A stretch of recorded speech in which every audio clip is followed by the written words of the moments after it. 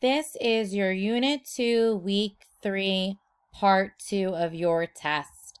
The comprehension skill we've been working on all week is main idea. And remember, main idea is what the story is mostly about. The most important thing you are learning in the story.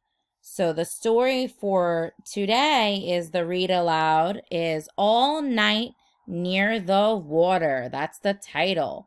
All Night Near the Water. Pay attention to what the main idea of the read aloud is.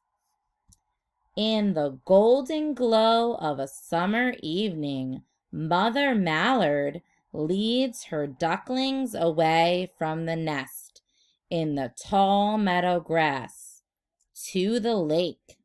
The ducklings follow in a row around the shoreline weeds, through a driftwood maze to a sandbar where they will spend their first night near the water. Mother Mallard tries to sleep, but her ducklings are not sleepy. They listen to the frogs and spy on a catching fish.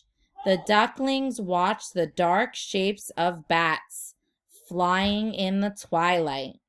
At nightfall, the ducklings see lights twinkling over the water. A hungry pike cruises by. Mother Mallard calls softly for her ducklings to huddle near. She covers them with her wings and presses them against her sides. Through the darkest hours of the night, Mother Mallard keeps her ducklings hidden, safe and warm. As the sun slowly rises, a sudden breeze ripples the lake. When the world is light again, Mother Mallard flaps her wings and quacks out loud, "Wake up! It's time to take a morning swim. A new day has begun."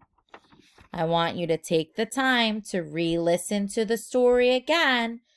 And what is the main idea? What is the most important thing in the story? What is the story about?